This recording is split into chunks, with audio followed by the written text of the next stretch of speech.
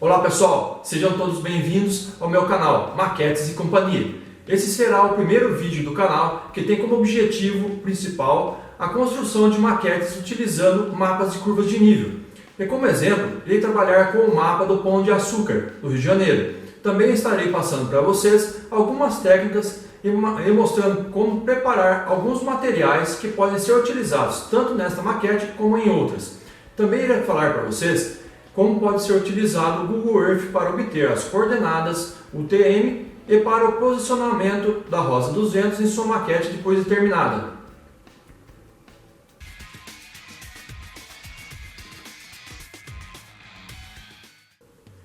Esse aqui é o mapa do Pão de Açúcar no Rio de Janeiro, né? Um mapa com curvas de nível. Aqui você está vendo um perfil topográfico, né? Que aqui no caso ele vai te mostrar a altitude, né? Em metros, o ponto mais alto, né? Aqui no caso no mapa você pode ver que a última camada aqui que tem no caso com a curva de nível está em 350 metros, então ele vai estar nessa parte aqui. Só que você, quando for fazer a sua maquete, você vai ter que fazer um pouco a mais aqui, que seria o acabamento. No caso, essa região aqui, né? O que diferencia esse aqui desse outro mapa aqui, que é o mesmo no caso, é que ele tem 30% a mais desse tamanho. Eu peguei aqui esta área e aumentei ele 30%. Se vocês repararem, esse aqui está quase desse tamanho. Quando eu fiz essa maquete, eu aumentei ela 25%. Qual o motivo de você estar aumentando? É a facilidade de você trabalhar depois com a sua maquete. Nada impede você estar fazendo esse aqui também, né? Só que aí você teria que fazer, no caso, com algum material com uma espessura menor. No caso, para a maquete que eu fiz, eu utilizei um isopor com 5 milímetros de espessura. No caso desse mapa aqui, seria então o caso de você estar utilizando um papel Paraná, que ele tem uma espessura menor, no caso uns 2 milímetros. Aí talvez ficaria mais adequado, né? Então, você quando for trabalhar com um mapa com curvas de nível, você tem que se atentar a isso. Nesse caso aqui, nós temos 7 camadas, diferente desse outro exemplo que eu tenho aqui. Do ponto mais baixo para o ponto mais alto, eu vou ter 22 camadas, no caso 22 curvas de nível, né? Para trabalhar com esse mapa aqui, eu vou estar fazendo, no caso, uma ampliação para deixar uma maquete com mais ou menos 1 metro de comprimento, diferente dessa daqui. Então, pessoal, se atentem a isso, né? Porque depois, na hora que você for fazer a sua maquete, é apenas acompanhar o contorno das suas curvas de nível, para você cortar o isopor e estar colando em seus devidos lugares. E isso vai estar mais explicado mais à frente no vídeo. Como vocês podem ver, eu procurei fazer ela o mais detalhado possível, né? E para isso, pessoal, vocês devem de pegar imagens na internet como referência, o máximo de imagens possível, se você deseja realmente fazer uma maquete com o máximo de detalhes. Vocês podem reparar na parte de construções. Essas construções, por se tratar no caso de uma maquete pequena, elas foram impressas. Temos também a parte de vegetação, né? Deixa eu virar aqui.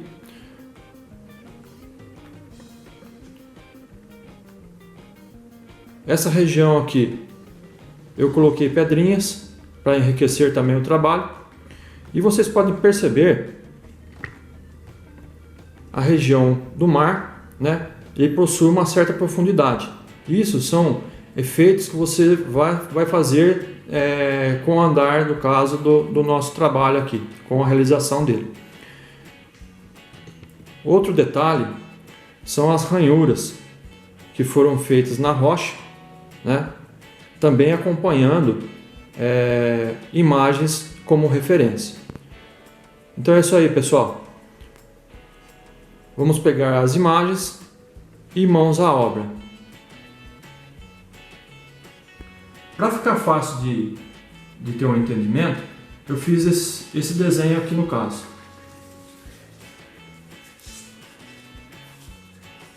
Eu vou estar cortando ele no isopor e passando para vocês como ele vai ficar.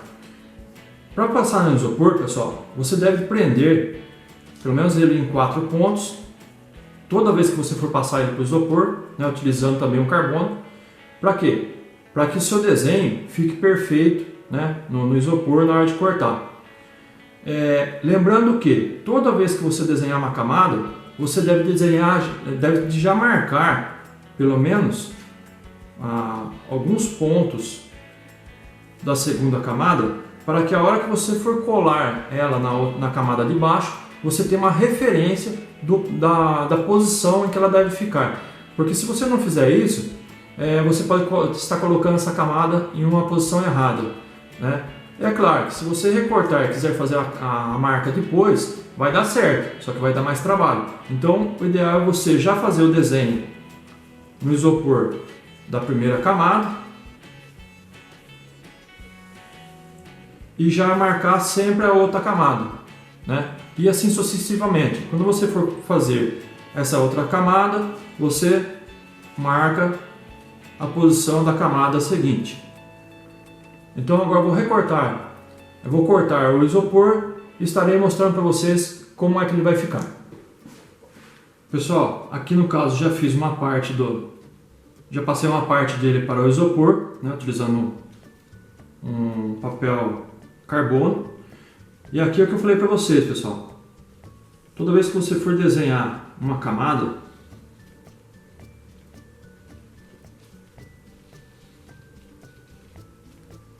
você já deve deixar uma marca aqui de referência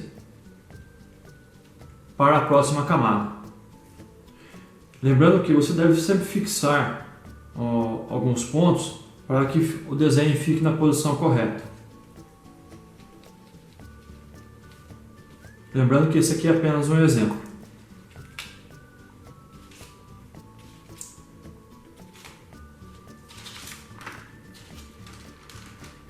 Aqui você então tem a camada e os pontos de referência, assim como os outros. Claro que se você quiser reforçar a marca que você fez, né, da camada, para melhorar a visualização, vai ficar mais fácil para você trabalhar. Aqui nós já temos todas as camadas, como aqui no desenho, né?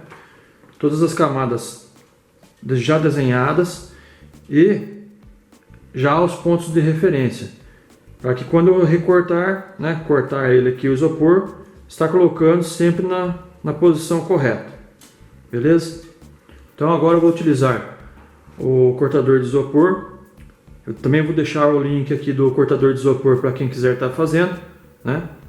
E vamos estar colocando todos eles em posição.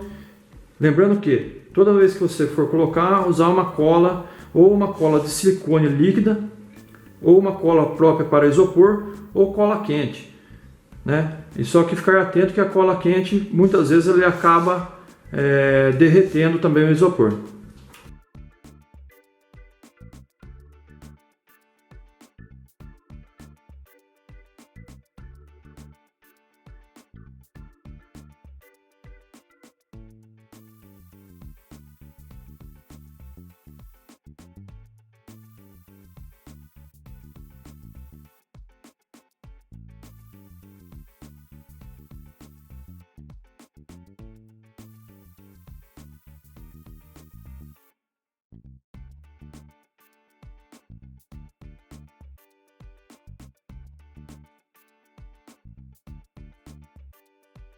Aqui estão as camadas, né, cortadas. Vocês podem ver que eu não cortei ela certinha, né? Não estão cortadas certinhas, porém o intuito aqui era mostrar para vocês apenas como devem ser feitas as camadas e as referências para vocês colocarem as camadas certas em posição.